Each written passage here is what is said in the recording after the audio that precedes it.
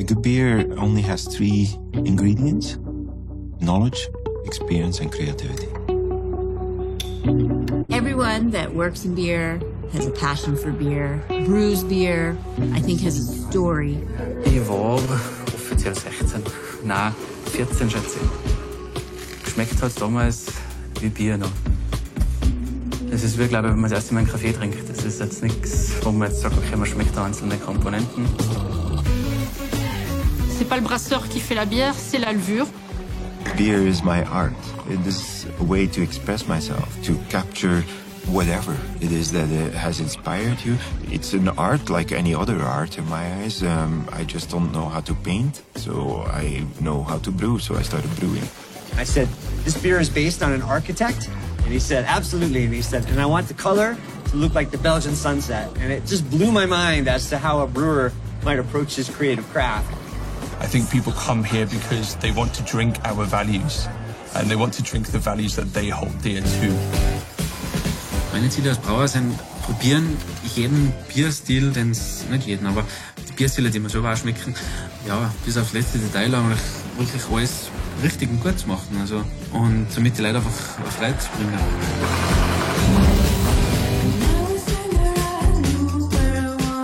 Wollt's probieren?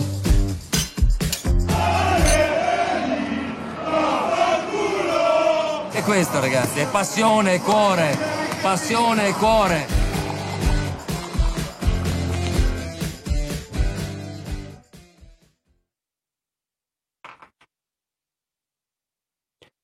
Well, I love introductions like that. We need filmmakers and Julia on every event. Isn't that just awesome? As a aspiring videographer and photographer, I'm just always humbled by people that know how to capture beautiful scenes like that, but even better when it's about beer. So hopefully the audio was okay. I know in some sound checks and video checks earlier today, it wasn't so good. So I hope it'll hang in there for everybody. We will have a replay, but I do want to let you know some parts of the live footage or the film footage may be edited out to honor our filmmaker and his need to grow his business. And I think everybody can understand. But for our live event, we're going to show everything that we can in its full entirety. And I see Michael. Michael says the sound is good. Gary, I see, is there. Good to see you, Gary. Roy, Andup, and Mark, Eric, Steve. Wow, Merlinius, Ruth. Wow, we've got the crowd here tonight, and it's a little early. Oh, and I see Aaron. Hello, Aaron. I think Julia's not too far from you in Colorado there. So this is our 62nd major event, and I'm just real excited about this one because I get to see inside of these unique breweries that I've never visited, and certainly probably won't visit this year based on the events that are going on. So I want you to know how much I appreciate your time. Julia and Fritz and I appreciate it, and I hope everybody is staying well and staying safe. And today we're going to try and make your day more delicious, one sip at a time. Now, the folks that we have on screen, I'll bring them on screen in just a moment, is craft beer expert Julia Hertz, and she's from Lyons, Colorado. And in Austria, live here right now, we have filmmaker Fritz Moser. So if everything cooperates here, I can bring everybody on screen and I can do a quick introduction. But I want everybody in the audience, first of all, I want you to welcome Julia and Fritz. I know we can't do applause or anything like that, but you can certainly put some claps there in the chat. And I hope you'll share where you're viewing us from. Now, we've been working together and collaborating on a couple of months to get this done. Yeah. And I've been able to twist Fritz's arm just a little bit to sneak some extra footage that he hasn't let anybody else use. So, again, I always try and bring subject matter experts, and Julia and Fritz certainly fit that bill. Julia is a speaker, writer, trade association professional. 13 years as the craft beer director for the Brewers Association. She is a certified beer judge. She is a certified Cicerone and an award-winning home brewer. And she's now doing strategic consulting via Hertz Muse. And so you can find out more about her at herzmuses.com, and maybe she will put it there in the chat for us. We also have Fritz Moser, and Fritz started out with TV journalism in Italy. Since that time, he's produced over 20 films with partners in London, New York, and L.A. He's a lecturer at the University of Vienna, and he focuses on current affairs, nature, science, and history.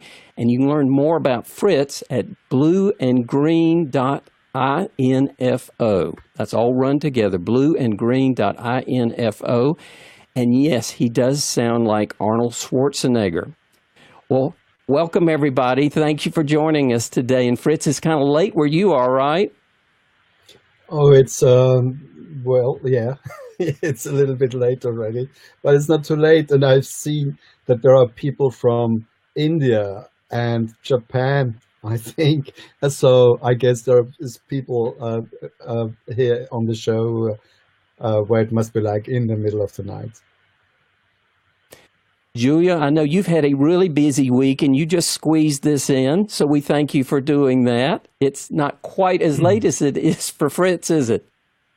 No, it's not. I'm talking to you from my home in Lyons, Colorado, and I'm just honored, Doug, you put together such a fervent group of people. I'm one of your people, Doug. I am a total fan and watcher, and I mean, couple hundred people on here today, and as Fritz said, from all across the world.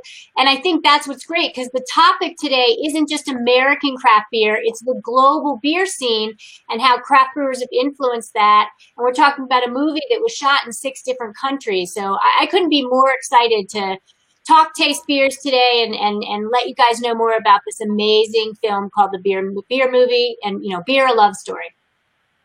Well, thank you, Julia. I'm going to take the screen for a minute and kind of let everybody know what this is, because I know there's a lot of first-time viewers, and I always appreciate the first-time viewers as much as I do our regular viewers. If you're a first-time viewer, I want you to know we do monthly events, usually 2, 3 in a good month. Doesn't happen every time because I only subject matter experts on this program.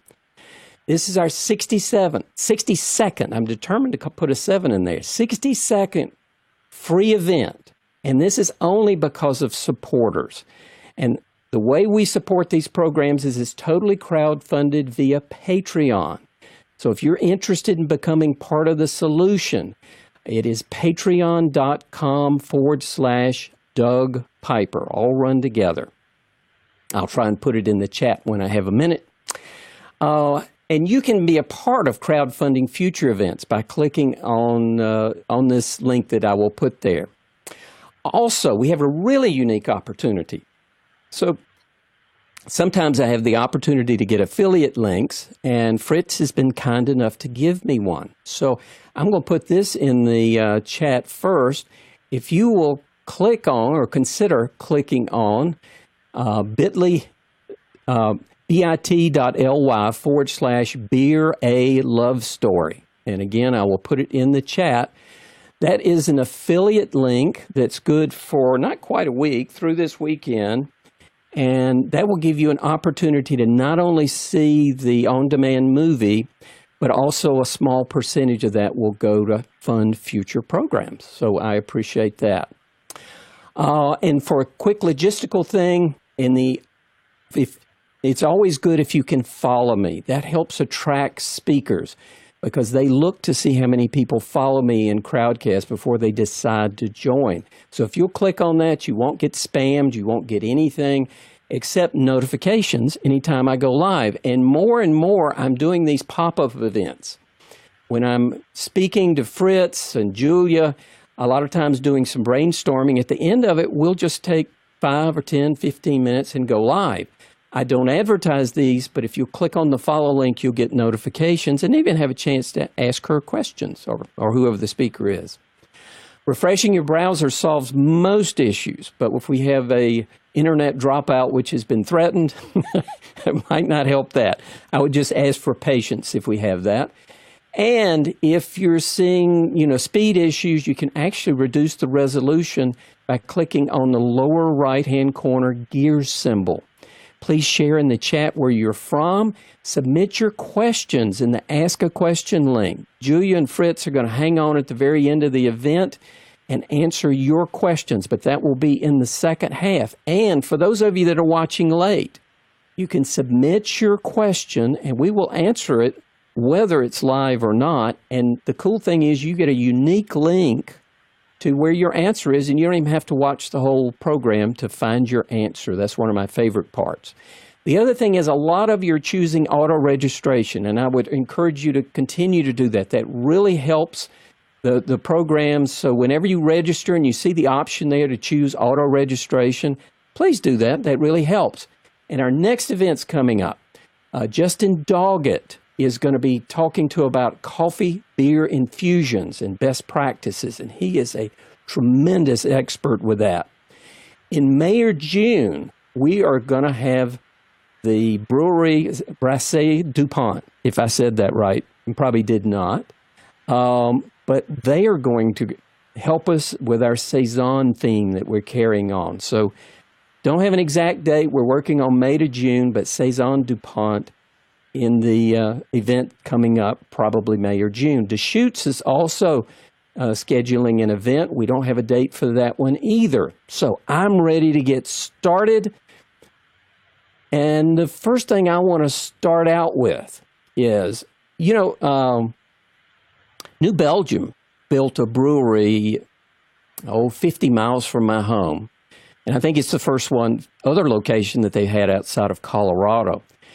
And I loved hearing the story. If you've ever been on a tour there, they actually take you to a facade that's much like the bar that Jeff LeBeche began to form his company and form his idea of bringing Belgian beers to the United States, which I think is, Belgium's influence to the U.S. Now, Fritz, I think you were telling me about epiphanies when we first started talking, and I think you had some maybe reverse epiphanies, but how do you see American craft brewers inspiring European brewers?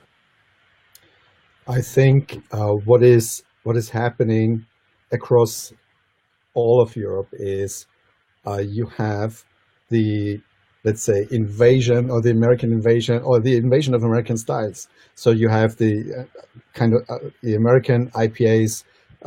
Basically, you can find them in all the countries. I had IPAs, amazing IPAs. Well, in Austria, of course, but also Germany, Italy, Slovenia, Poland, even France and Spain. And so that's like the kind of icebreaker style for this craft beer wave that is spilling over to Europe. And then I think what is coming next is sours. And in some countries, of course, you've got Belgium as an inspiration for that. But I think there is a lot of influence also from the sour beer culture that you have developed in America, getting over to Europe. And one of the countries which is doing great in that regard is Italy. And when we spoke during making the film with beer experts and beer bloggers and journalists, what was the most interesting beer country in Europe currently, it was not Germany, it was not Belgium, it was not the UK, it was Italy, because you have this discovery that's ongoing that since I would say like 20 years, and which is now really bearing fruits in making some amazing beers and having a wide array of breweries. So in terms of styles, that's one thing. The other thing is the culture that comes with it, which means that there is an entire new generation of brewers here in Europe that are being inspired by the hands-on approach of Americans in just trying stuff. Don't go for the rule book, but try stuff out and see if it works, or if it doesn't, don't care. try again. And I think that's the biggest innovation that I see coming here. So the next generation of brewers that we have here, they may have let's say, proper education, as you have in these German brewing schools, or in Belgium or in Austria as well. But they also may have not. And the main character in my film from Europe, Chris Bichler, he actually is not a trained brewer, he's a trained chef. And he got his epiphany for craft beer in America, as I had mine. and I think, any European who's used to European beer styles and has American craft beer for the first time, he exactly remembers, or she exactly remembers, the place and the time and the beer that kind of made your mind go crazy. Julia, how about you? Where have you seen the influence of Americans in Europe? It's old world taught new world flips things back around and turns it to 11, then has to dial it back because 11's not always great. You got to take 11 in doses from 1 to 10. If anyone knows what I'm talking about, the reference to the movie Spinal Tap, 11's not always better. And then American brewers, in turning that back, I think really did inspire European brewers. Look at, Meantime in England. Look at the Belgian brewers doing more than just what they really were doing, fresh hopping in the early days, actually calling it fresh hopping now. Look at the use of, what you see going on in Belgium and the experimental collaborations, right? Rodenbach did a collaboration with Dogfish Head. So I've seen it. I'm a domestic warrior, admittedly. Most of this group will all say which countries we spend the most time in our home country of origin. And I have not had the privilege of our filmmakers as traveling as much as Fritz has. And we're lucky that Fritz is a beer geek, right? He took his filmmaking prowess and decided to bring it to the beverage of beer. So I kind of lately, in knowing Fritz since for 2 years now, maybe almost 3, Fritz, our friendship and working collaboratively together teaches me, because you're my lens to the world beyond the domestic warrior ways of us in the U.S. But it's on, and then old world brewers are really, I think, taking flexible, taking the handcuffs off and being more flexible with not just brewing the classic styles. And the Brewers Association, my former employer, they, recognize more than 160 styles on the books. Most of those styles are made or sold in the United States. That's the difference. Most of those styles are not made or sold in most other countries. So the U.S. really is this big melting pot of imported and domestically made beer that covers the plethora of all beer available. But you really need to go to the countries of origin to drill down on the approaches going on today on those specific old world styles, plus to taste firsthand, what innovations are going on. So the first clip we're going to see is with Peter Bouckaert. And Peter, as maybe most of you know, was the former brewmaster there at New Belgium. So I would say, as we're starting out, we want to see kind of the influence of Europe starting out in the U.S. Julia, maybe 20, 25 years ago, do you know when Peter came over? I don't have the exact date. I should, but it escapes me. That's probably close. But that's probably close, right? Yeah, it is going to be close, because that is New Belgium's talking about 25 years and whatnot, and reaching a little bit more than that. So that makes sense. Okay, and so the setting, Fritz, do you mind describing the setting, just because it starts out with him chipping some wood? Can you describe the setting right quick before we go full screen?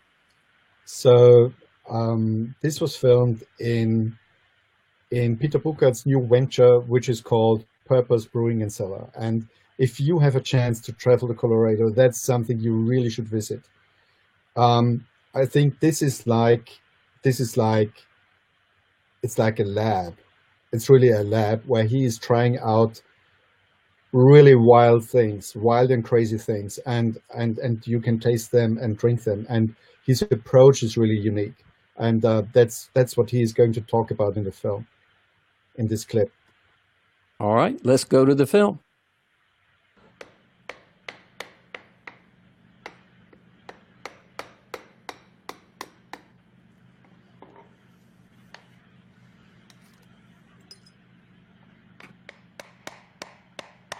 New Belgium had a lot of opportunities, but in the end, it gets pretty large, and I've always felt like a small brewer.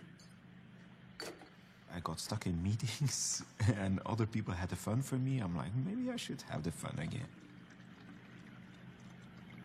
I talked with a lot of other brewery owners, and it was really beautiful to discover what was happening in American craft, and what niche could I fill in now. I chose really to go very, very small.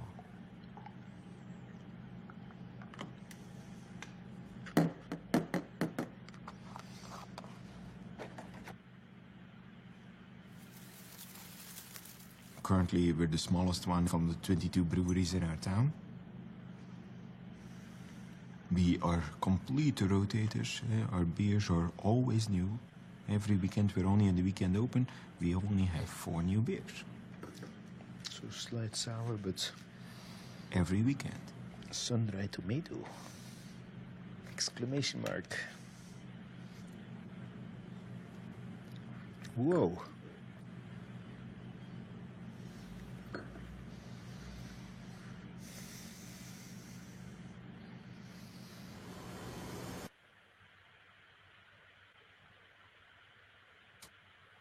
Okay.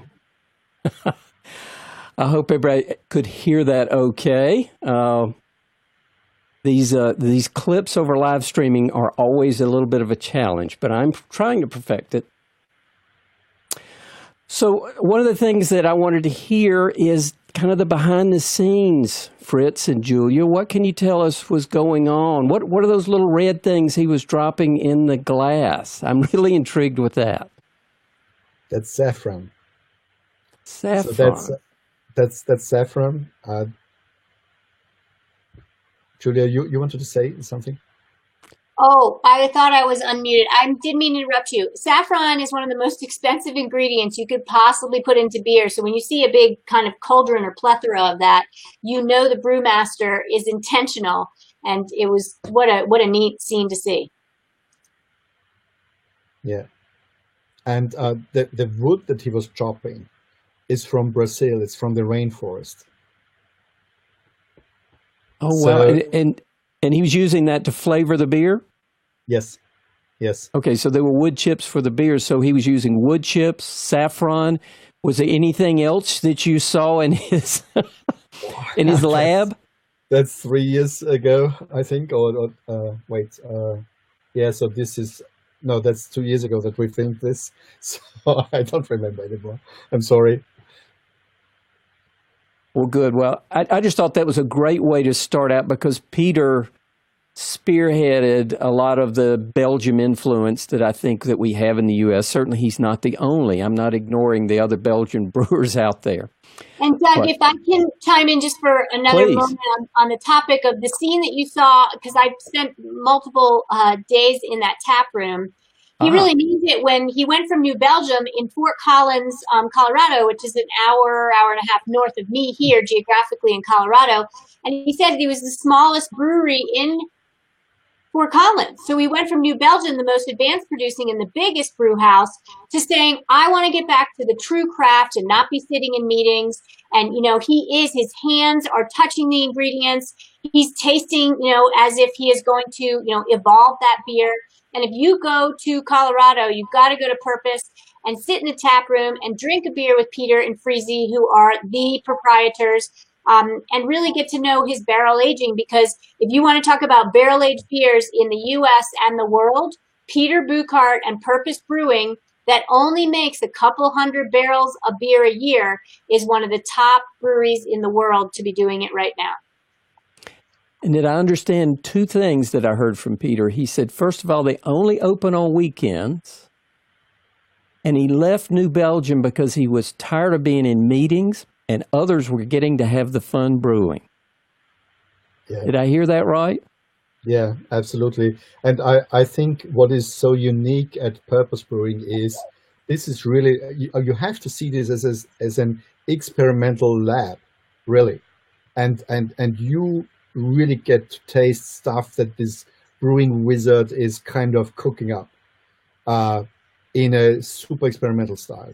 And I think that's that's like the ultimate boutique brewery, as I would describe it. And I think that's somewhere that we should go way more also in Europe, really going back to the roots and work with the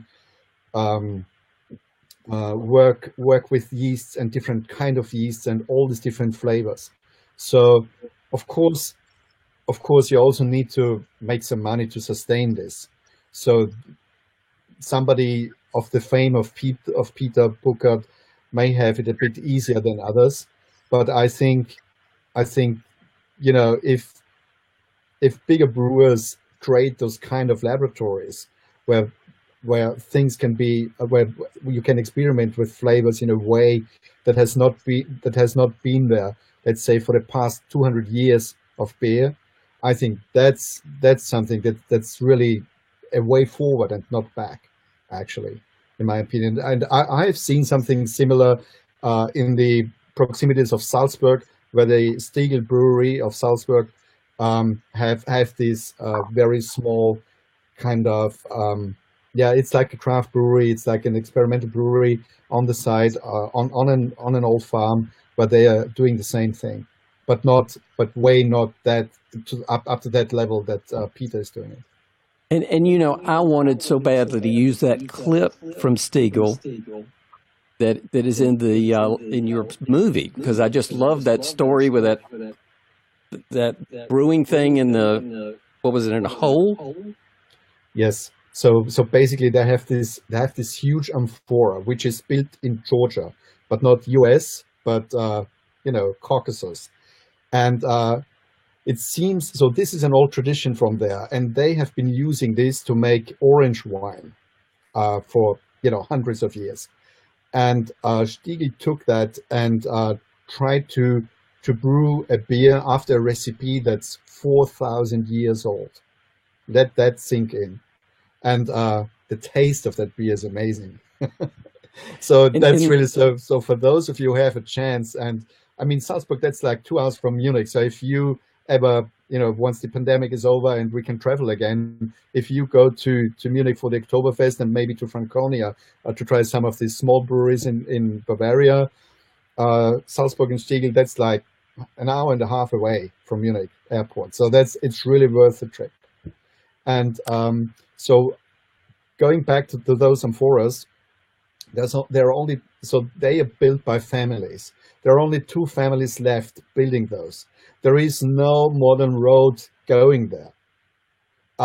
So they are being transported by mules until they can transport it on a truck. This alone would be worth the film, to be honest. A filmmaker needs to go there. Oh yeah, I need to convince the guys at Stiegl to finance me a trip and film it for them properly, because I think once these traditions are dead, they're dead. They are gone. So I think it's really cool to keep that up and also kind of revive it. And something that I want to say about the role of America is like the experimental lab. That it's not only that. America is also a huge conversationist of beer styles in a way. If you think of Gose from Leipzig in Germany, there are only 2 breweries left in Leipzig. But if you look across the landscape of brewing in America, like every brewery of some size has got a Gose in its program, and that's keeping that style alive. And I think that's really, really great. That's a really great approach towards, and also it's a way of appreciating those old European styles that are about to go extinct in this huge concentration of the market that we have in Europe. So Julia, before we switch to Orval, did you have anything to say? I was just typing because I didn't know that stat about Gose and the origin breweries, or at least the breweries from the original location from that style, only having 2 in existence. And look at Gose and the resurgence in the United States, right? And that Goza came kind of on the tail of Berliner Weiss. That had excitement in the U.S., right? And I mean, it's incredible times. And then you have spin-offs like Sequench, I think of, and you know, the athletic beers with some salinity and minerality, and lactic, you know, for our muscle type of recouping. And people are drinking these lighter Goza style beers, including me, after a workout. So super exciting. But I'm really ready for a beer, Doug, is probably what I should be typing and saying first and foremost. Yes. And while we do this, Fritz, I am going to turn off your camera, but we'll leave your mic on. And Julia's going to help me unpack this Orval that we'll do the pour that I've been saving it for. So let's see if we can get that up on screen. Yep. So Fritz, I'm going to turn you off for a moment. Okay. Let's get that back a little bit so we can see it. I just think this is such a beautiful pour. There we go. So, Doug, you want me to take it away from here, or you want to? I would, please. I'm trying my best not to spill it. This, you guys, this is some of what Doug Piper of Brewing Gourmet does best. He takes us into the glass with the photography that I have learned about from you, Doug. So compliments to you. And as if I'm your Cicerone serving you this beer right now, and bad Cicerone for me, I don't have one in my cellar. Look at this traditional glass that we've all come to know and love from Orval. If you're in Belgium, you will see them only serve you Orval from this glass. And I think glassware is just as important a component of beer, unless you're at a tailgate party, than what's the beverage in the bottle or can. And as Doug is beautifully pouring this beer, that collar of foam is very stable and steady. It's a white collar of foam with some, I think, emphasis that won't quit, right? We're going to see that collar of foam probably last throughout the sips if Doug does allow himself to drink. And I would sure drink that right now if I were you, Doug. And when we look at the color, that amber color, which actually the brewery, if you go to Orval's website, they have a great depiction of every step of the brewing process. And you've got this amber color being produced pretty much during the brewing process, an hour or so in, they talk about. And 85% of this beer is sold in Belgium. But yet think about how prolific Orval is. If we are fortunate enough to live in a country that has better beer providers, you can usually find Orval in that store. So I would say pick up several bottles of this. That unique shaped bottle, too, is very traditional for Orval. And it's a unique bottle that I don't see other bottles or other beers packaged in. And you've got a date on there for the Orval that tells you when it was made. And this is a beer that as it develops, you're going to have a strata of development from Brettanomyces. And in 1931, when this beer started being made, and Orval is one of the authentic 12-plus Trappist breweries these days, where they have to have the money going to charity. It has to have monk involvement in the actual brewing process. And it really is all about just sustaining the Trappist ways with beer. And this is a beer that really showcases multiple different types of yeast. Saccharomyces is in there. This is an ale yeast style beer that's fermented first and foremost from that. But then they charge it nowadays. The older Orvals had Brett because of the brewing process, but they've cleaned that up. Now they deliberately will add Brettanomyces at the bottle conditioning stage. And to me, one of the features of this beer is Doug brings it closer to the camera. And my God, if anybody has some, enjoy it. I wish I was sipping with you. Look at the carbonation again that just won't quit. And you've got some sediment. This is not a truly filtered beer. You can deliberately, as your Orvals age and you pull them out of your cellar, try to hold back that sediment. I like the sediment. It gives me some vitamin and minerals from the yeast. And then the Brettanomyces over time really takes time to showcase. They're really not releasing Orval until at least after 6 months. And I like an Orval at about 2 years old because the Brett then has now given sugars to the yeast that that will be consumed by the yeast. And it dries the beer out. and it gives it, in a more advanced Brett type of display, more tropical notes, and it does a little bit go over to the farm and horse blanket style of Brett. Brettanomyces itself has more than 10 different strains, which is an incredible list to start to get to know the types of Brett. But you've got a showcase of pale malts. You've got hops that are used for preservatives, but also used, Hallertauer hops and Styrian Goldings as some flavor. And so the hops will display less as time goes on, but then your Brettanomyces from that bottle conditioning charge will take over. They also at the bottle add a little liquid candy sugar. And so that sugar also dries it out. And, Brett is a wild yeast, so it eats sugars that Saccharomyces just doesn't eat.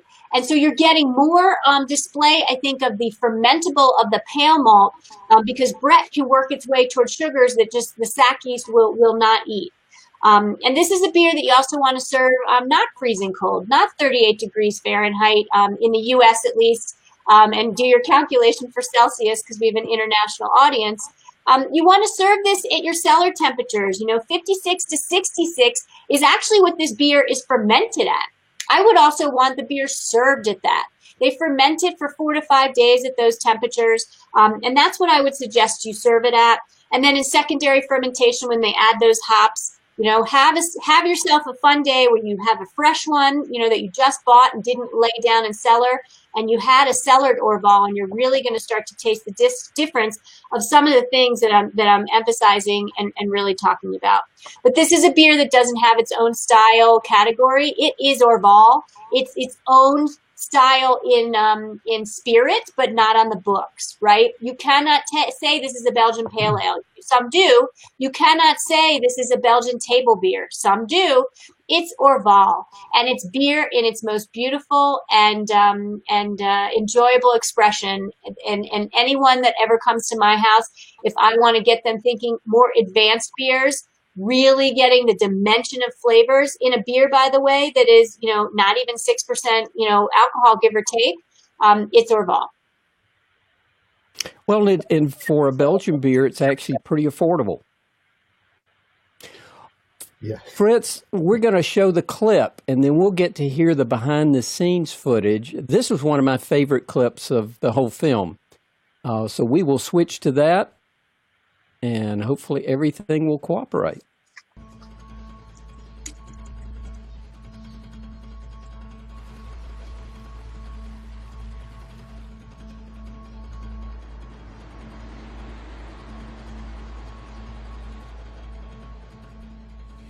Donc ça c'est la levure Brettanomyces, la fameuse levure.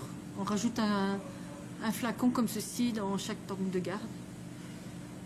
Et donc on la rajoute aussi à la mise en bouteille. Donc ça c'est cultivé ici dans le laboratoire. Donc le résidu qu'on voit dans le fond, ce sont les levures qui descendent. Et on utilise comme milieu de culture le mou qui vient de la salle de brassage. Donc on ajoute une bouteille comme ça pour un tank de 100 hectolitres. Je ne connaissais pas l'Orval avant d'arriver ici, donc sachant que j'avais un interview, j'ai goûté ma première Orval à ce moment-là, et c'est vrai que la première c'est toujours un peu étonnant parce que à l'époque c'était une des rares bières très amères.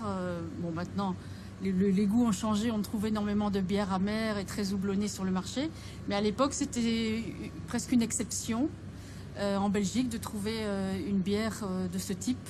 Donc la première fois, c'est toujours surprenant. La première, on goûte après une deuxième, on aime ou on n'aime pas en général. Et moi, j'ai apprécié et maintenant, je ne bois presque plus que ça.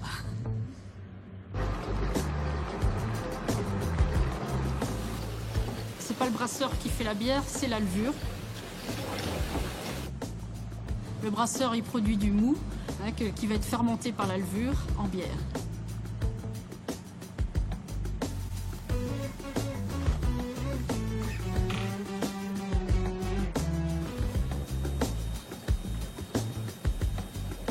On travaille avec le Brettanomyces, qui est une levure vraiment très spécifique à Orval, qu'on retrouve aussi dans les gueuses en Belgique.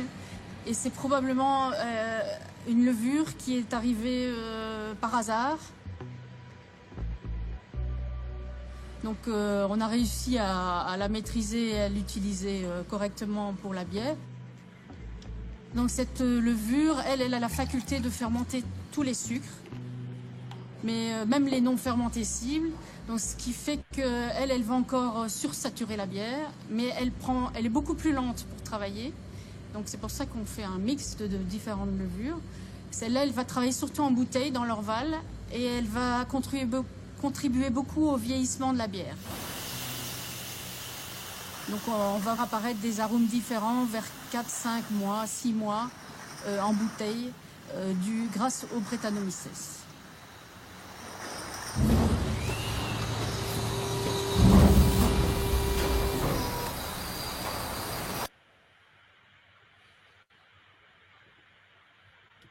Such beautiful footage, Fritz. Yeah, I just it has, this comes naturally when you're filming such a beautiful beer. And for me, I have there are two beers for me that I could drink at any occasion, and Orval is one of those. And it's I think despite its high complexity, it is a very complex beer, really. Living up to complexity of the greatest wines that you have in terms of, the different aspects that you have and the different moments and the aftertaste and all of that. And still it's so drinkable. And that's amazing. For me, this is I think it's hard to say that there's something like the best beer in the world, but I think this certainly falls into that category among being among the best beers in the world.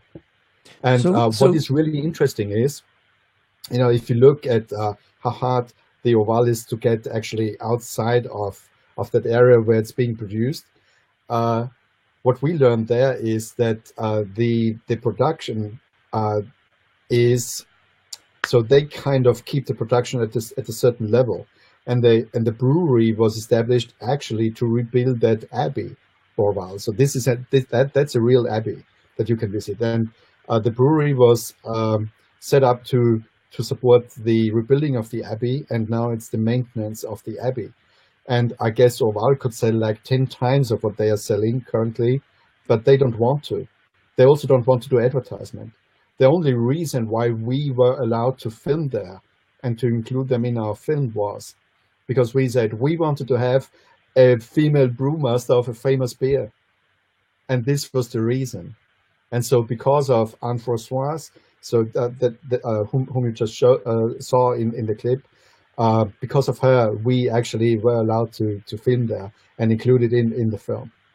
And it was magic. I mean, this morning and when we came there, you had the fog kind of, it's in a valley.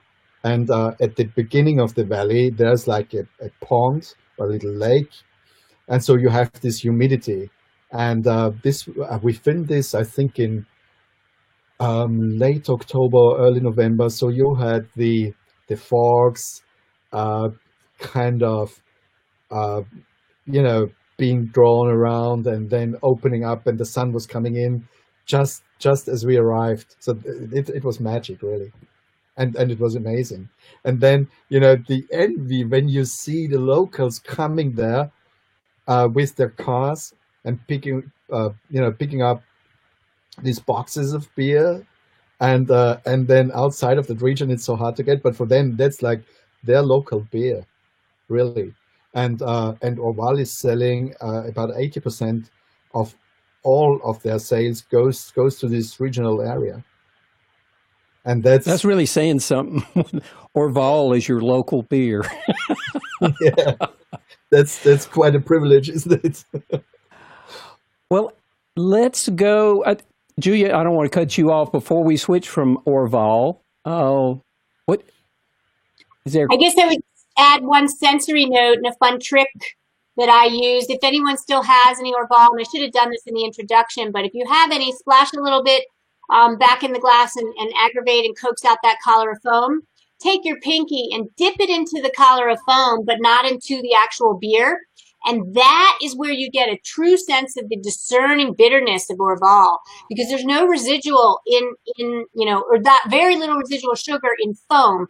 Foam or, in carbonation is 5% beer.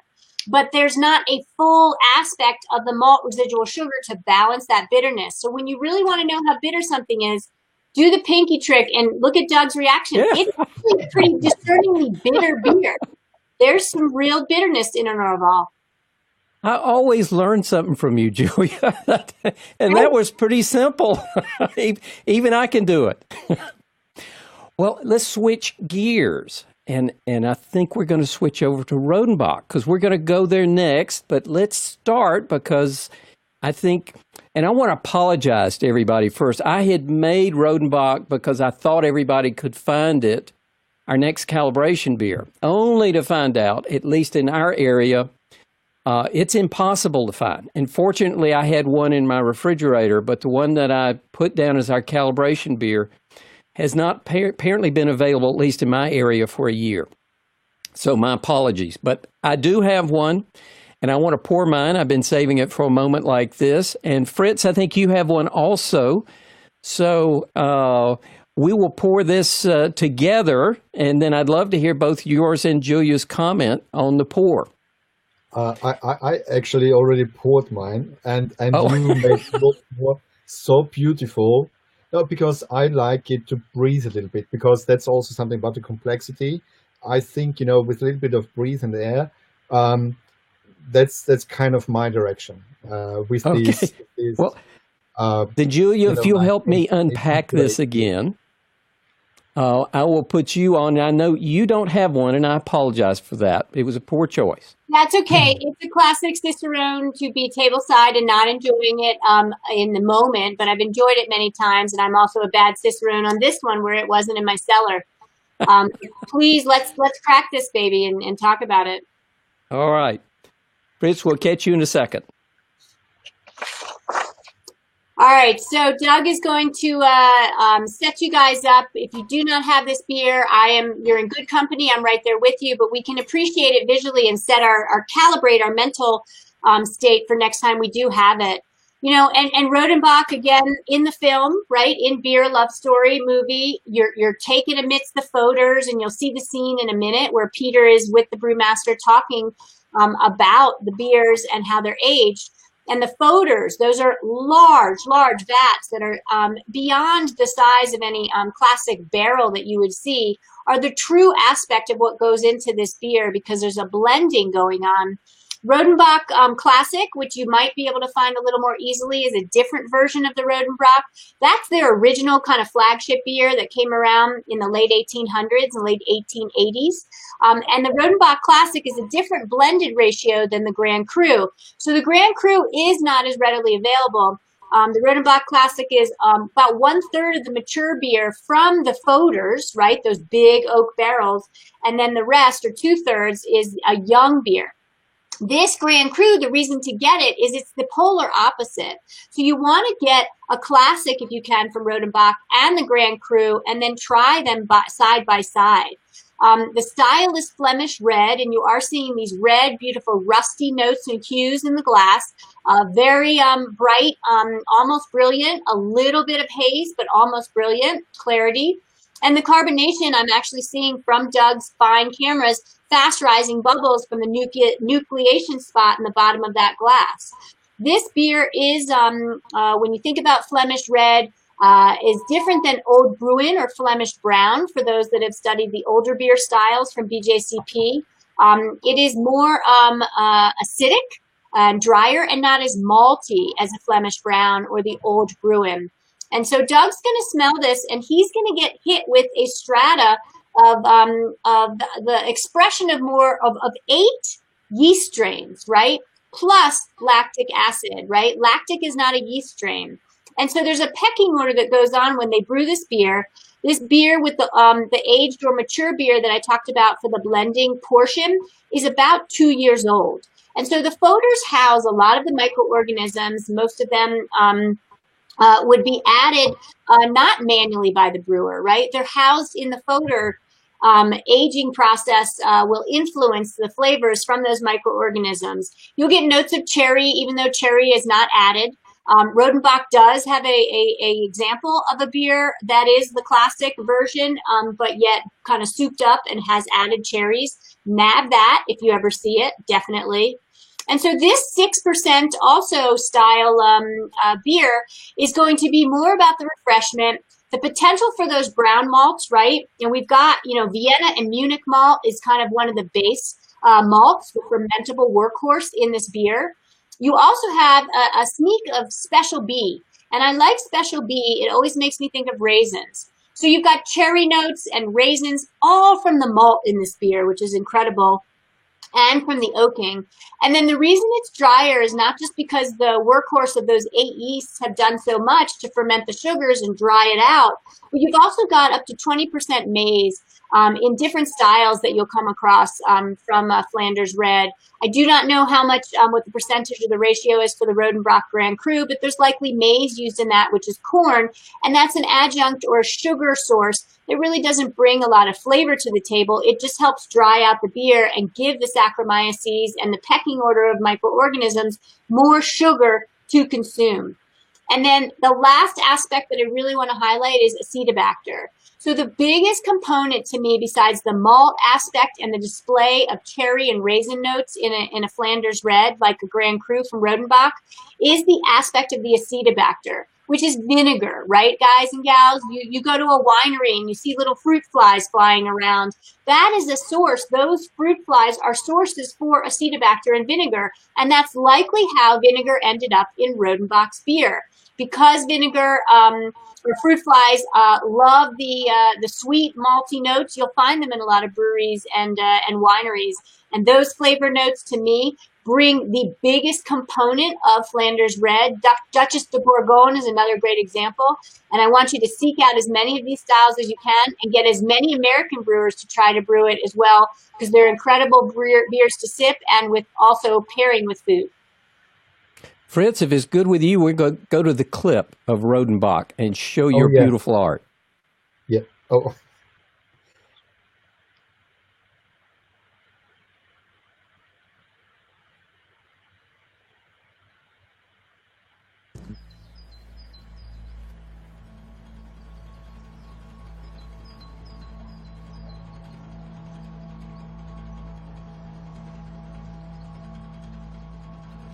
Rudy. Ja, dag Peter.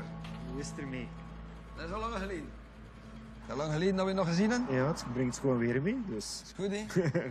Als jonge bieringenieur ben ik hier beland en dat was een heel uniek bedrijf naar het bier maken. Hè. Je leert eigenlijk niks over een mixed fermentation in brouwerijschool. Het was heel interessant voor mij omdat ik het labo kon doen, ik kon ook de bottelaarij doen. De dimensies van het leren waren gigantisch. Je bent echt een brouwer en je hebt zoveel man onder je. Je moet maar zorgen dat er voldoende bier is en dat het in flesjes raakt. En naar leerschool was het hier een fantastische leerschool. Ja, die gepluit was van... Ja. Heb je gezien? Ja, ja. Het zijn... Het is een goeie. Ja, nee. Oeh, het is een vierkant, hè? Ja? Ja, dat is een vierkant slot, hè. Ja? Het zou een van het beste zijn, Rudy.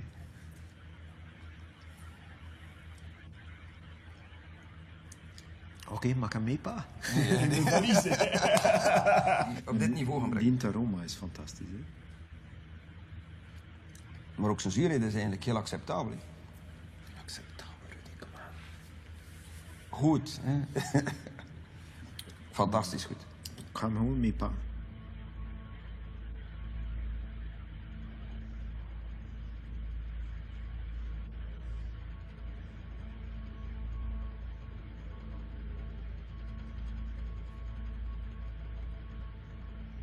De 5 oudste vaten dateren van de overname van 1836. Dus toen dat Peter Rodenbach de brouwerij overnam van zijn 3 andere broers, daar hebben we nog altijd 5 vaten van in de brouwerij. Dus. Ongelooflijk, hè? En dan moet je realiseren, dat is gebouwd, wat je weet dat een eikenboom minstens 100 jaar nodig heeft om volwassen te worden. Dus dat hout heeft gegroeid in de jaren 1500, 1600. En dat is hetgeen waar wij nu nog vandaag mee werken. Maar hier heb ik nog een schoonstaan in kelder 3. Aha. Ik weet niet dat we dat vroeger weer noemden, die kelder. Was dat 4? Dat was hier... 4 waarschijnlijk. 4. We hebben 5000 jaar van, of meer, brouwerijervaring. En het is enkel die laatste 150 jaar dat we met enkelcellige organismen, met specifieke gistingen zijn gaan werken. En Louis Pasteur komt daarin, maar voor die 4000 en zoveel, of bijna 5000 jaar, hebben we altijd met gemengde culturen gewerkt, zoals hier. Ja, en we waren het vergeten. We waren het absoluut vergeten. En dus een van de dimensies dat nu een purpose wil doen, is die gemengde gisting ook gaan gebruiken, maar niet zoals in Rodenbach, waar je probeert hetzelfde bier te maken. Nee, ieder vat moet anders zijn. Het moet een andere cultuur zijn, maar die moeten samenwerken. Die moeten gewoon hun eigen zelf zijn en hopelijk een mooi bier maken.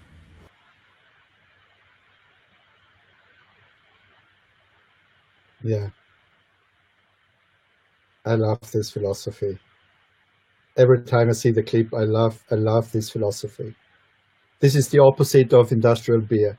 That's the total opposite of industrial beer. And you can taste it. You know, you can drink it and you can sense it with all your senses. So yeah, for me this is one of the most beautiful scenes in the film. I would have to agree. Seeing those huge fooders, it's just phenomenal. The history, just to walk through there, that must have been quite a privilege. I know when you were talking earlier, you said you were so busy filming that you really didn't get to enjoy where you were, but you are going to make a trip back. So where would you go at Rodenbach that you know when filming that you saw that you can't wait to go back and see a little when you got time? So Rodenbach for sure, Orval for sure, and really spend time in that region. Something that is really fun is, so Rudi, who is the site manager at Rodenbach, and Peter, they are friends from way back, I think brewing school or so. And they are speaking the regional West Flemish dialect that people in other parts of Belgium can't understand, or the Dutch can't even understand. And that's also something that is this, it's like this, how to say, for me, that's also like a sense of terroir that flows into this, you know, to have these very specific beer styles in very specific places, linked to a very specific culture. So that's also something very beautiful, I think. And this is the base for this diversity of beers that we have now, and you know, preserving those unique styles has been really the probably the greatest effect of the craft beer revolution in America. You know, preserving these unique European beer styles from going extinct. And I think we will talk about this more when we go to Frank Boone and the Lambics. Those, you know, if you know Cantillon survived because they turned it into a museum before it took off again. You know. Well, before we switch to Boone, which is next, Julia, there's a lot of comments wanting to know about your little puppy dog. And did you have a comment on Rodenbach beyond your delicious explanation? Wow, you unpacked that beautifully. Oh, good. And I feel like I neglected to say that those photos we're seeing are more than 150 years old, many of them in that brewery. So the terroir that Fritz talks about is because of the living culture that has embedded itself from the ambient air in those photos. That's the terroir. Or go back to Orval, our first beer. Brettanomyces, oh, and there he is. Brettanomyces is in the air in Orval and accidentally works its way into beer, and that's why we have Orval beer. Amazing. And that never happens when you're filming either, does it, Fritz? What, that dog is barking? So yeah. I did a film. I did a film which was called The Good American with Bill Binney, who used to be the technical director of the National Security Agency.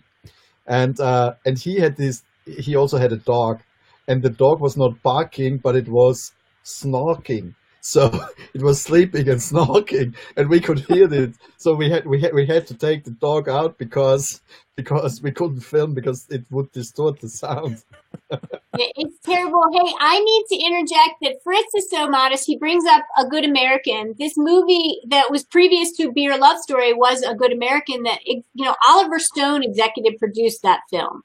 This is the level of filmmaker that Fritz is. And when we watched that scene just now with the big photos and that detail, that's because he used 4K resolution and 5.1 surround sound. So the technology that he used, and it's a little bit more expensive of a rental rate, is because of the care and love that went into the filmmaking.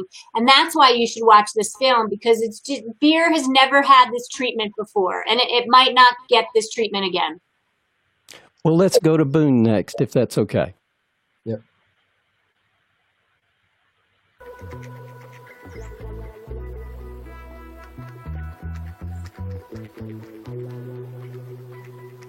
Sommige van onze Amerikaanse klanten noemen dit de Heilige Rivier. We staan hier eigenlijk op een brug over de Zenne, tussen de twee gedeelten van brouwerij Boon.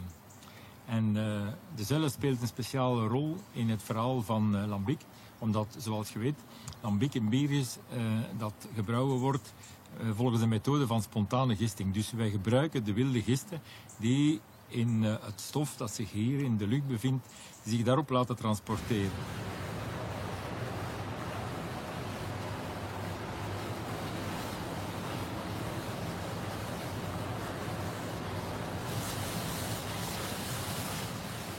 Lambic is een zeer bijzonder bier. Het is dus gebonden aan deze streek. En eigenlijk werd het bier vroeger gebrouwen zonder hop.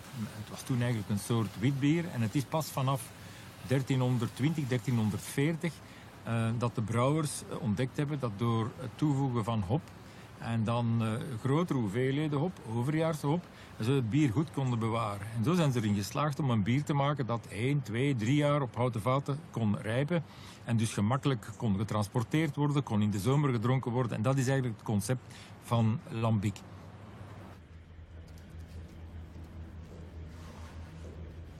We hebben in totaal 161 van zulke reuzenvaten, wel grotere en kleinere. De kleine zijn 4000 liter. Hè. En de grote zijn, deze hier is, ik denk het grootste, 27.000 liter. Dit vat is van 1920. 20 of 21 zijn met reeksen gemaakt. Oh, dat gaat 200 jaar mee als het goed onderhouden is. Maar dus in principe, gelijk als dit hier, dat moet om de 20 jaar gereviseerd worden.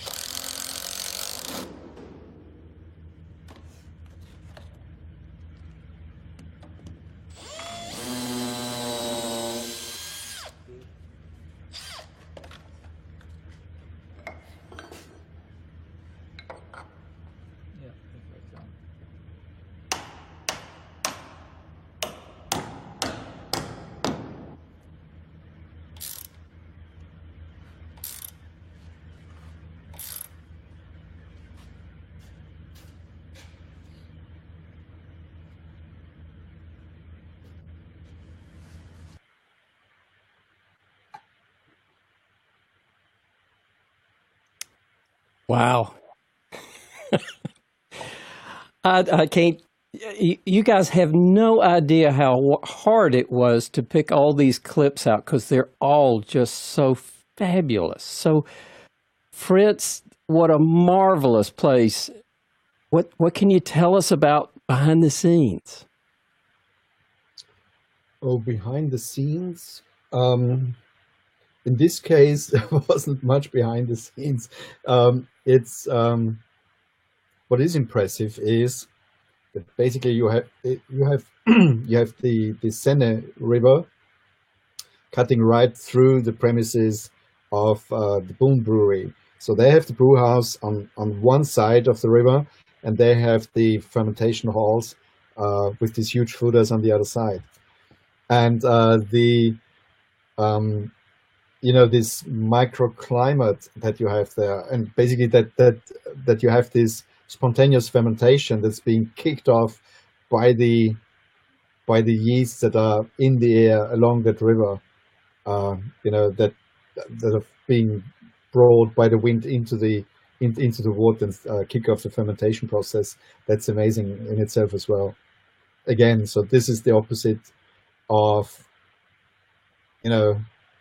treating beer as this kind of cheap booze, and although, I mean, one of the things that's also interesting is this lambic styles they were hugely popular in former times, but then got totally under pressure in the 1970s and so on, when you had the market concentration and when the lagers were taking over also in Belgium, and Frank Boon was one of those who helped this beer style to actually survive. And something that I really love about, one beer that I would, suggest every beer lover to try is the Mariage Parfait, which is a Gose blend that he is doing. But what I also like is that he is now going for single barrel styles. So you have like the base that he has brewed, and then it goes into the foeders, and then from the same wort, or let's say from the same beer base, let's call it that way. Also because my English is not good enough. From the same base, you have this fermentation process creating 4 different beers, and you can actually taste the difference. So he's doing this it's this single barrel editions, and you should really try those. So and you see how important and how individualistic actually this microcosm that's of microorganisms that's in the foeders is in the results that it's producing. Yeah, I was actually feeling rather guilty after watching that clip that I did not get a Boon as one of our commercial calibrations. So, Julia, maybe you can tell us what we're missing. Which Boon would you pick out? Fritz has mentioned one, but I don't know that it's available in the U.S. So what can we get in the U.S. from Boon that you'd suggest us tasting? Yeah, and I'm not prepared for this question because I do not come across, Boon a lot. There's a lot of talk, and over the years I've certainly had it served and a bottle or two passed my way, but it is not in my cellar very often. And any one of our amazing hundreds of listeners who are just as qualified to talk on beer, chime in. What Boon is not to miss? What country are you in, and where are you getting it? Ooh, that's a great idea. Yeah, put that in the chat because I'd love to know, because I didn't even go there, but that was such a fascinating scene. What I would give to just walk through all those foeders and see all that history and do that. Well, we have one more clip and one more beer to try. And I think this turned out to be another one that was a little bit hard to get. But we're going to shift gears over to Brooklyn. And we're going to do Brooklyn Brewery. I have a sour. Now, Julia, I don't think you have this sour. Is that right? Your mic's not on, but I'll unmute you. No, there you go. Sorry, the puppy's back. Everybody seems to not be upset. I'm just trying to occupy him with the ball. I'm the only one home right now of all the times. I have 2 teenagers and a husband, and they're away. So normally he'd be fine during interviews. So I apologize, everybody, but I think you like his appearance. So we have different sours. Which one do you have, Doug? Mine is the Bel Air. Okay. Go ahead and pour the Bel Air. And okay. I think that who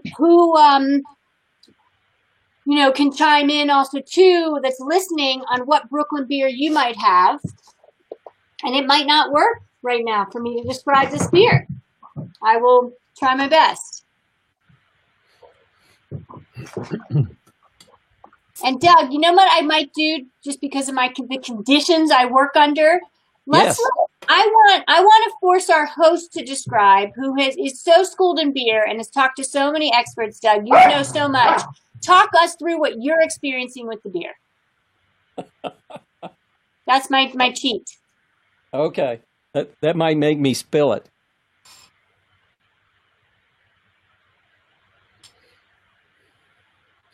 Well, I'm amazed at the head, first of all, on a sour. Look at that. I don't know if you can see that as well as I can, but I believe I could get a mushroom on that guy. Isn't that beautiful? And look at that color. But I'm almost thinking that glass is not as clean as it should be, even though I did clean it. We'll let that settle for just a minute, but I can smell the hops from across the room, not like you would with a pale ale, just enough bright hops, just, it's 2 feet away from me. I'll bring it up to the camera so we can see. It's very brilliantly clear. Now we're going to find out how clean I got this glass. Oh, that's not bad. I guess I was seeing the reflections of the lights. And it looks like there's a little nucleation point at the bottom. The head, it looks like it's rather seafoamish. It's kind of broken up with big bubbles. It's holding it pretty good. I'll top it off while the camera's on it and see what kind of head we can get on it to finish off. I've got a fair amount left in the bottle. Yeah. So, Julia, would you call that a seafoam head? That's a new term, and I think you just did great. And the aspect of this beer is its fruity tropical notes. It's lower than 5% alcohol, but look at that body and, collar of foam that won't quit as you are expressing. And then that lactobacillus sourness, that Garrett Oliver, James Beard award-winning brewer, one of the very few on the planet from Brooklyn, has brought to this beer. And this beer is more of a everyday beer. This is not a Rodenbach. This is not an Orval. This is a refreshing beer with layers of complexity that are delicate and not complex. And the lactobacillus is going to give it, Doug, would you say medium or high in tartness? How? I would call it low. Yeah. It's actually quite refreshing. I would almost say, kind of like lemon water. When you put a lemon or 2 or 3 lemons in water, it's just bright enough to make it sharp. I was really bracing for something very sour because I got a pretty significant lactic aroma. But it's really just like 3 or 4 lemons and some water. It's quite refreshing. It's quite dry. Wonderful beach beer. Description of if something's not fully acidic to you and more almost abrasive, it's tart, right? It's not sour. It's not fully sour. So in the marketing of it, I think it's really smart to take it to sour because that might attract me to it. I want to try all sour beers that are presented to me. I also think they go great with food.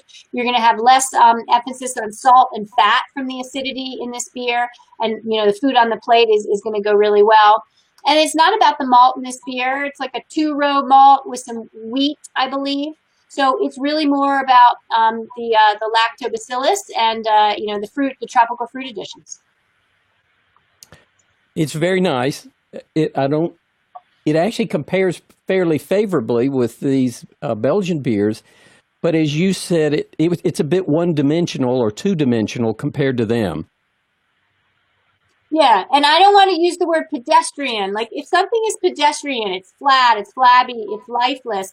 This is more one-dimensional, less layered and complex. But there is still a lot to get to know. You talked about the dryness aspect. You looked at that beautiful collar of foam. There's still layers here to get to know. It's just not as layered, and it doesn't have the aspect of terroir or aging, right, as I would think the Rodenbach and the Orval have. Well, let's go to that brewery. And we have a very interesting scene with Steve Hindy that I think everybody will enjoy. And Fritz, I look forward to your comments on the behind the scenes, because this might be the most interesting clip that we see tonight.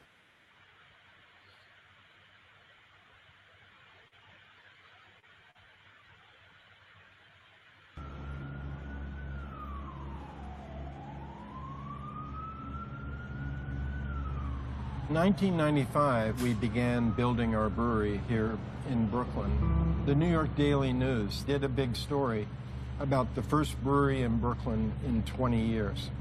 The next day, 2 big limousines pulled up in front of the brewery. When they walked in, all the workers disappeared from the job site.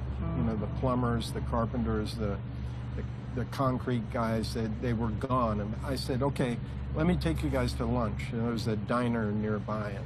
And the boss said, no, we didn't come here to eat. Let's meet in your office. I said, well, no, my office is way back in the warehouse there. He said, perfect. So we go out in the warehouse. There aren't enough chairs for the whole group. I said, let me get some chairs. And the boss said, no, you stand up, we'll sit. So the boss sits right in front of me. And I'm telling him my background, how we're bootstrapping the company. I'm not sure if we have enough money. At a certain point, the boss says, look, we've heard enough. We need to talk. I said, okay, I'll leave. He said, no, you stay here. We'll go out in the warehouse. And they're out in the warehouse, like yelling at each other, like screaming, you know. They come charging back in, and the boss is in the lead. He puts his hand between my legs and squeezes and puts his face next to me and says, we're going to have to hurt you.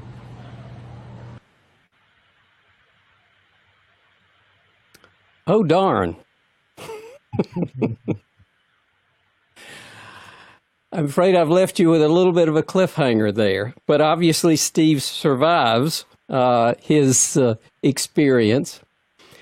But, you know, I thought the European breweries would have a lot of character, but I have the impression that Steve might have had more interesting stories to share than anybody, Fritz.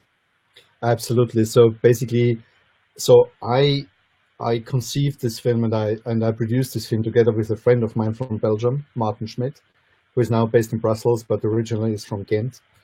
And we were at the Brewers of Europe,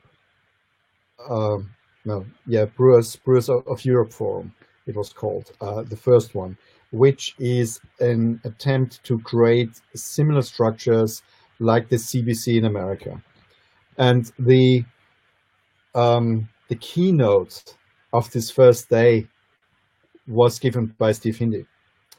And Martin and I were filming the keynote in this big hall, and Steve was on stage, and we listened to his stories, and we like, gosh, we need to have this guy in our film. And so I approached him right after. There was a break, there was a coffee break, so I approached him and I said, Steve, we would love to have you in the film, because something that we had in mind clearly from the very beginning was we wanted to film both in Europe and in America. Originally, we also had in mind to film in other regions of the world, but this then didn't play out as we had wanted to. And we wanted to show the connection between these two beer cultures, like the very traditional European beer styles and the very innovative American craft beer culture, and how they are connected, and how one is influencing the other, and how the other is then kind of influencing back. So this mutual exchange and inspiration that's happening. And something interesting about Brooklyn Lager, also because it's here in the chat. So I'm based in Vienna, Austria. I had my first Vienna lager in America, and it was a Brooklyn Lager. because this was a beer style that had been totally abandoned and forgotten here in Austria. And because it was so successful in America, Viennese brewers started to brew it again.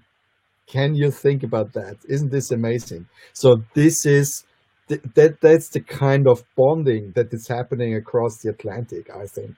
And I think in the future this is going to happen also with Africa, with Asia, and with South America. So that's that's really the kind of stuff that is really exciting me, that's getting me excited all over. That you have all these connections back and forth, you know, and how they are influencing each other. to the benefit of beer, because this is what, in the end, it is about, and has to be about, isn't it? And that's a great lead into our summary. But before we leave Brooklyn, and I have never been to Brooklyn Brewery, I'm regretting that now. But Julia, have you visited? Yes, I've been to Brooklyn several times, including with Charlie Papazian after taking a train with him and his wonderful wife, Sandra, who's a friend of mine, and his nephew. And Carla, I think his daughter, was with us. And Brooklyn is a place, obviously, if you're in the city, you have to venture out. It's so worth it to go to Brooklyn Brewery because of what Garrett and Steve Hindy have done, and Tom Potter behind the scenes with Brooklyn. And Brooklyn now, a very large component of their sales is exporting American craft beer overseas. And they still do qualify as a craft brewer based on the Brewers Association definition. Although they have strategic partnerships and have really, entrenched themselves in other countries. But they're one of the forefront craft brewers in the U.S. that are bringing their beers overseas. And I look at innovations that are still coming out of Brooklyn, like Special Effects, which is a NA beer, basically. And they have all sorts of variants now. I had an IPA of Special Effects, not just their base style. So it's been really fun to watch Brooklyn. Steve Hindy's kind of like an uncle to me. I can text him and tell him happy birthday, which I did 2 weeks ago. And Fritz, it was a great to get him because he's done so much with American craft beer.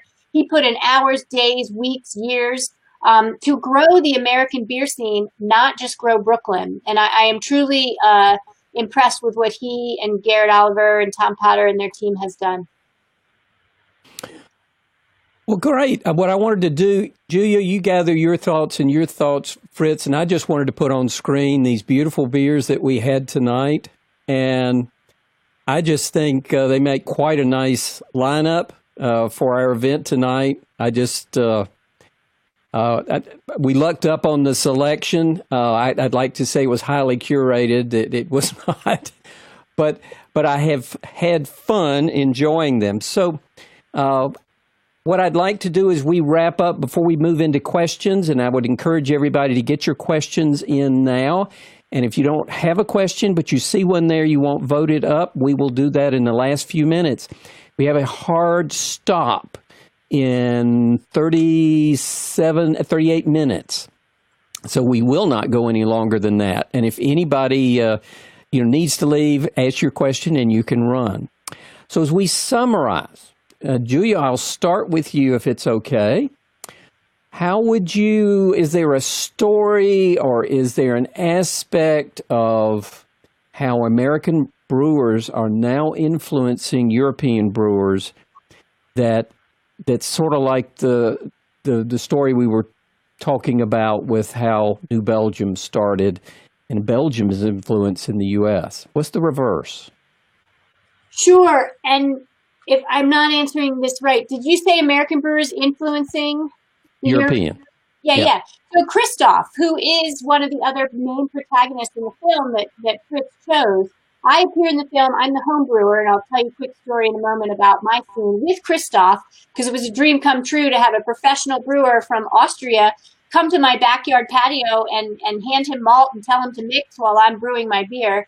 But that's a great example because they are a brew pub, and Bierall, I would love to visit one day in Austria, took its cues from American craft brewers with the knowledge base of the old world brewers.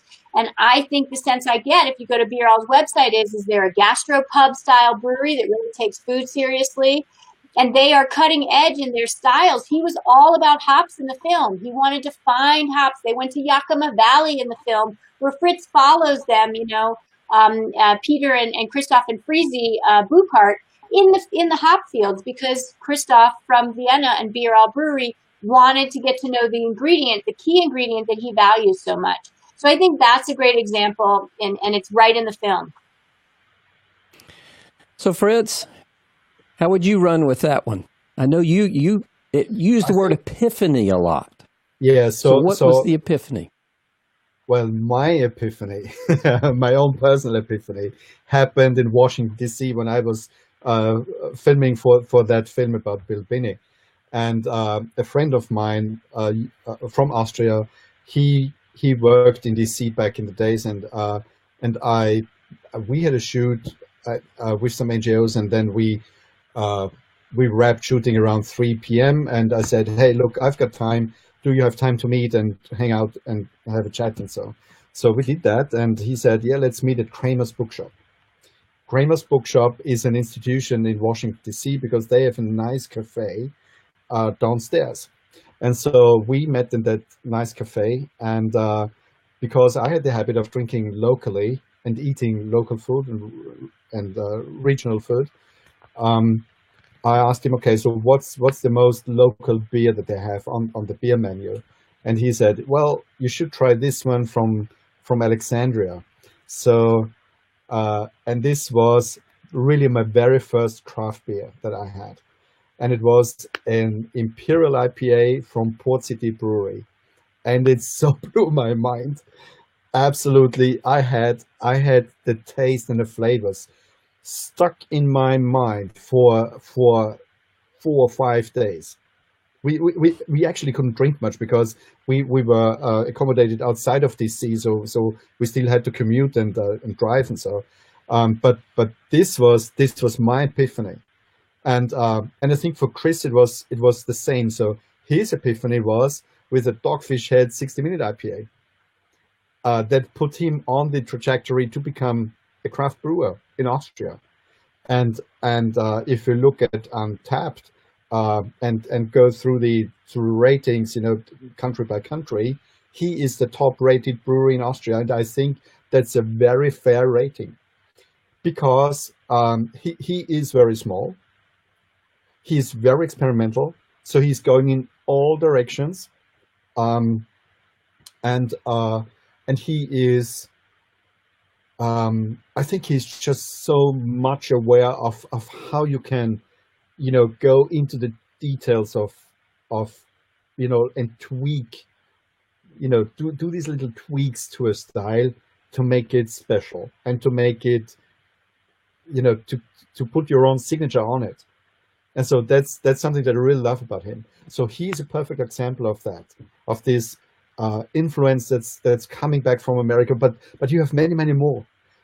Even in Belgium, if you look at the Brussels Beer Project, for instance, that's they are heavily influenced from America. If you look towards Italy, what is interesting and where we filmed, there is a sour beer festival near Parma, in a small town which is called Reggio Emilia, and this sour beer festival is called Arrogant Sour. And it's certainly the craziest festival I've ever been to, because they're playing punk music all the time, and speed metal. But what is so special about this festival is, so you have the lineup of breweries, and they have also American brewers there. So I saw Jester King. Jester King was there, and I think they had some New England breweries, some Californian breweries, but I don't remember the names anymore when we filmed. But they have like a great selection from all over the place, and there's no marketing at all. You have like one huge line with probably, I don't know, 20 or 30 taps, and there's one tap next to the other, and you are tasting through those beers. And did you say there was no labels on the taps?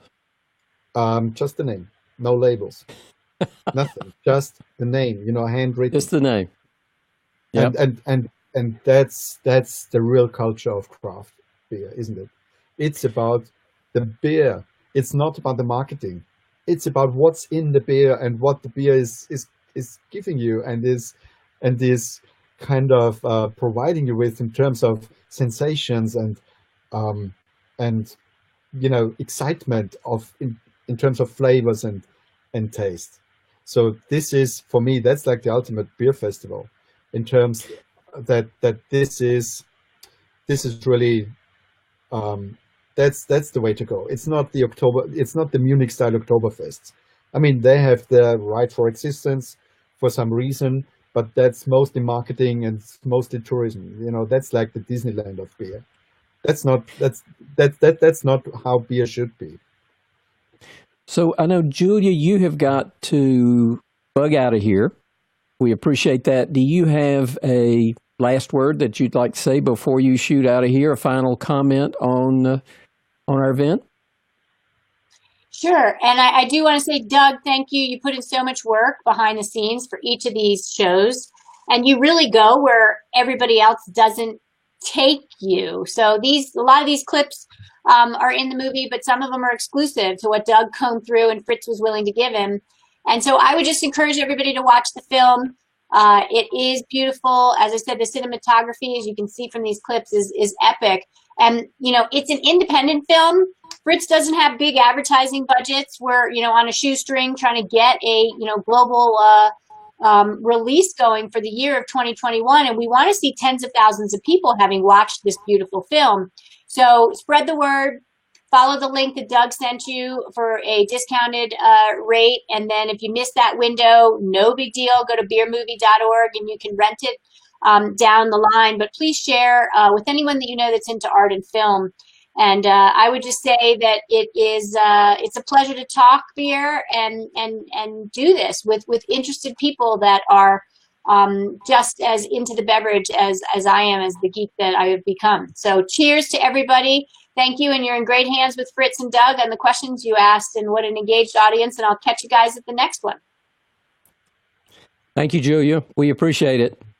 Thank you. Be well, everybody. Take care. Okay, for everybody else. Now, Fritz, I know it is late there in Austria. What time is it? It's midnight. Okay, we have at least 4 questions. Are you game to answering those 4 questions? Oh, yeah, sure. Okay. So let's jump into those. Our first question comes from, and I hope I'm not pronouncing this poorly. I'm sure I'm pronouncing it poorly. I apologize for pronouncing it poorly. Anudep, maybe. And he says, what's the impact of climate change in the modern lambic beers? Do they taste different from the ones that were made years ago? I don't know about the taste, but I know about the problem with the timing. Because it is so warm in fall, the beginning of the brewing process, which is tied to the temperatures and to the low temperatures, is shifting towards winter. So, but I'm not such an expert, but that's something that they told us, because we wanted to shoot at Cantillon, and we couldn't, because they were postponing, and I was going to shoot in Belgium on 2 film trips basically, and then I had to go back for other work. I had to move back to Austria, so I couldn't stay there. But that's one of the issues that they are having. And the other thing with climate change is the hops. So they are really having problems in Bavaria, where in the Hallertau region where we were filming. The guy that we were filming with, he said, you know, you clearly notice it. I don't know how it's in America and how it is in other parts of the world, like, you know, South Africa, Australia, New Zealand. But in Germany, they're really noticing it. Well, I think inevitably it has shifted, because I think anything, just a lot of the processes that have changed. They understand sanitation better. But I think brewers tend to maximize the flavors based on what the environment that they're given. So my guess is, no matter what, it was different, but my guess it was quite good, because brewers are artists and they strive to have a delicious, fascinating, complex, balanced beer. Well, let's move to our next one, and I don't know that we answered that thoroughly well, but it's the best we can do. Merlinius, and I appreciate Merlinius. He's there a lot. The wood he was chopping, and this was Peter in the New Belgium bit, was Ambora. isn't that what it's called? So do you know about the wood that Peter was chipping away? I think we talked about that earlier about it. He was using it as a flavorant, right? Yes, but I have no idea which wood it was.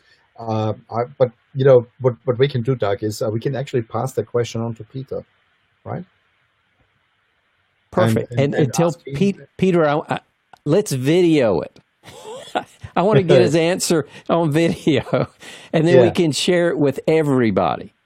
Yeah, because that's the thing. So Peter is making or has been traveling the world, also in search for inspiration and for flavors. And I know that he has been to East Africa. I know that he has been to Brazil and other parts, and I think also to Argentina and Patagonia. And I think this would be a really interesting question to put him and actually video record his answer. Wonderful. Well, thank you, Merlinius, for a great question. I wish we could answer it. I do see there in the comments from Rudy, it says Peter brought back several different species of wood from his trip to South America, and it would be difficult to tell which species he was working with there. Some of the wood was so difficult to get any particular character that he used it to make tinctures. So thank you, Rudy. Appreciate that answer. Let's see. Next question comes from Michael. Good to see you there, Michael. Will the film be released on Blu-ray, or is it only online?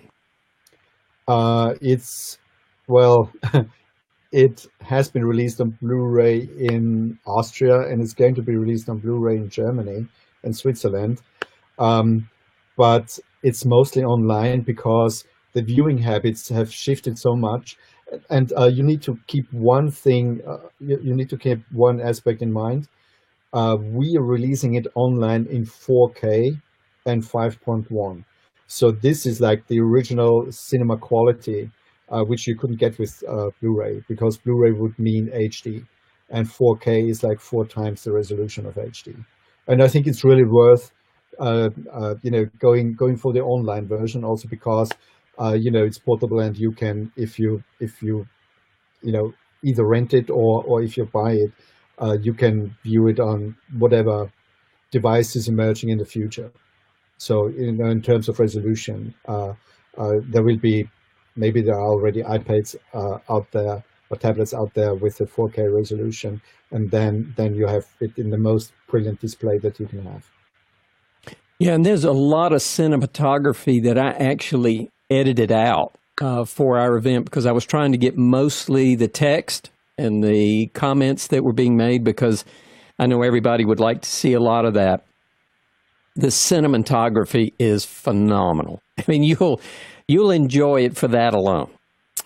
All right, next question. Here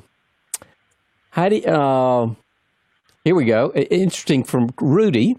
How did you coordinate Peter Bouckaert at being at Rodenbach for your filming session? So Peter has got family in the region, and he was visiting his parents and family, and we took the occasion to organize our filming at Rodenbach around his trip back there. And so and we also did some other shoots in the same time frame. So there's one scene that we have in the film that's really worth watching, which is a so-called beer cafe. So that's a pub, a traditional Flemish beer pub, which is called Insurance Against the Great Thirst in English. So my Flemish is not good enough to pronounce it in Flemish, but that's a really unique place. And if you're ever in Brussels, you can get there by public transport, and it's like a 20-minute ride on the bus, and it's only open on Sundays, and you have to go there. So they've got a cellar where they are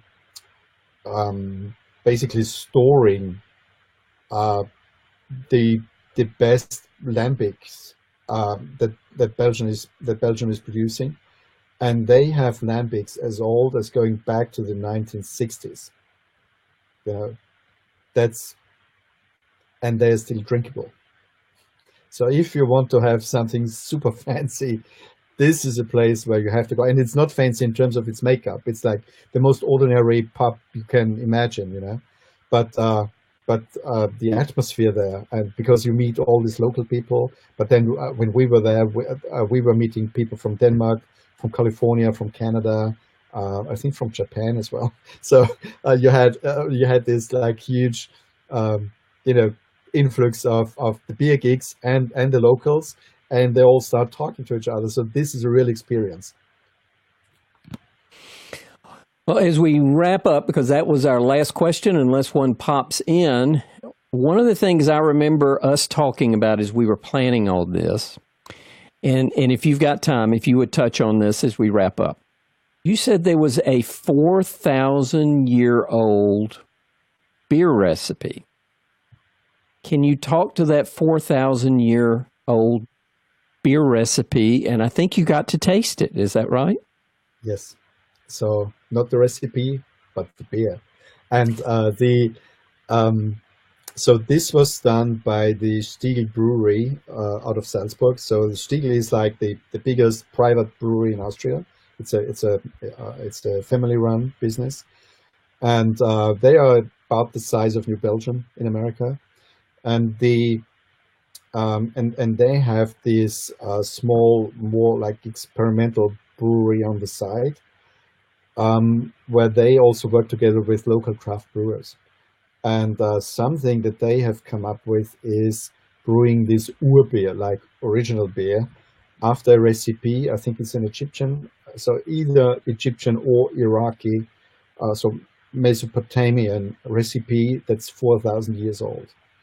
And with the ingredients that are listed, and according to the like natural brewing periods, where you needed to, which means that you needed to do the entire process, the brewing in early fall, and then you would have like the entire fermentation process over winter until spring. And it's done outdoors. It's in the ground in these huge amphoras that I have talked about earlier, and it's the taste of this original beer, of this Urbier, it's an explosion of fruits. It's like a fruit bomb in a way. So it's a sour beer, obviously, and it has an amazing taste. And you really should try it there. You really should try it there on the spot. So if you have a chance, to be near Munich, it's really worth going there. And also Salzburg is a nice place, and that's the land. That's the area where The Sound of Music was made. So so you can combine different sorts of tourism. Yeah, and I was there about 5 years ago and didn't know about it. One more question, Fritz, popped in. Have you got time? Yeah, sure. Okay. And we will wrap up with this. Jason wants to know, do you have details on the beer cafe? I'm putting together a list of destinations for... Yes, so let me look it up, and I put it there, the website. Well, and while you're looking, I want to let everybody know, Fritz is getting me together some image files that we're going to share as a PDF. So be sure to look out in your email in the next day or two for a link to download some unique files and some images from his filming and for this event. If you do watch the film, I would love to get your feedback. I'd love to get your feedback on other films, because there's certainly other films that we can do like this, but I don't think there are any quite like what Fritz does. This was just a phenomenal experience, and Fritz, I appreciate you doing this for us. Okay, so, there it is. So right there in the chat. I mean, I was also doing it for myself. So this was like a treat for me, because I think it was certainly the most fun ever to make a film. Is especially when filming. And you know, one of the privileges of being a documentary filmmaker is that you're meeting all these interesting people and with all these interesting stories and going to these awesome places. And so, you know, I mean, I think it's a huge privilege actually to have been to some of the best breweries that are around, and having been able to, you know, talk to the brewmasters and to the guys running it, and so for me this was an amazing experience. Also the breweries that we visited in America. So apart from New Belgium and Purpose Brewing, Peter's new brewery, one brewery, and of course Brooklyn Brewery. One brewery that really stuck out was Hudson Valley Brewery in Beacon, New York. So that's like half an hour. No, that's like an hour outside of New York, up the Hudson Valley, and they are doing some really cool stuff with fruit beers and sour beers, and also their philosophy is really nice, and it's a great place to visit. You know, if you are in New York and if you want to do like a special trip elsewhere, that's a place to go. I mean, I have not seen all of the places that I wanted to see. I have not seen all like the big name breweries in America that are like a must see. Of course, you know, the next time I'm in Boston, I need to see Trillium. Then, you know, I mean, there are, next time I'm in California, I hopefully have some time. I need to see some of the Californian breweries and also the ones in Oregon. But I think the overall experience of making that film was that the uniqueness of this film was that throughout the entire process, I was only meeting nice people. Really, you know, it was just from one lovely person to the next lovely person, and this is really unique. And I think if there is something that you know brings this craft beer world together, is you're meeting nice people and you are having fun with them, and so that's like the biggest takeaway. And in terms of beer geekiness, for me it was really the discovery of sour beers that I hadn't known before, to be honest. So I was really hooked on American beer styles and IPAs and all varieties and also English beer styles. But then diving into the Belgian beer culture and the sour beers, this was really my big personal discovery when I was making the film. So Fritz, as we wrap up, I thought I'd read a couple of the comments that are in the chat. Alan says, if you go to Boston to Trillium, then drive up the road to Portland, and there are a few more beers up there and have more than in the U.S. Rudy says, thank you for such a great presentation. Merlinia says, this is very cool. Mark says, thank you so much for making this so special. Merlinia shared the Ninkasi website link. Jason says, this has been awesome. Can't wait to watch the movie. Alan says, look forward to watching the movie. Reed says, Fritz, great job. And, you know, it just goes on, Fritz. So yeah, I wanted you to know how much I appreciated this. This was a lot of fun. Thank you for staying up very late. And we look forward to, I've heard that you might give us some more behind the scenes footage maybe in the future. And I look forward to working with you on that.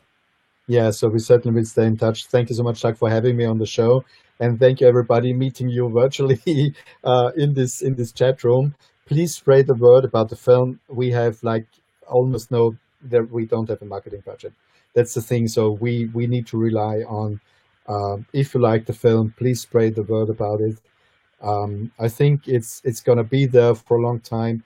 And what we wanted to make is something that is, you know, taking craft beer seriously from a documentary filmmaker's point of view, because very often craft beer geeks are just there very often they're just used for a cheap laugh. And I think that's not what we, the geeks, deserve.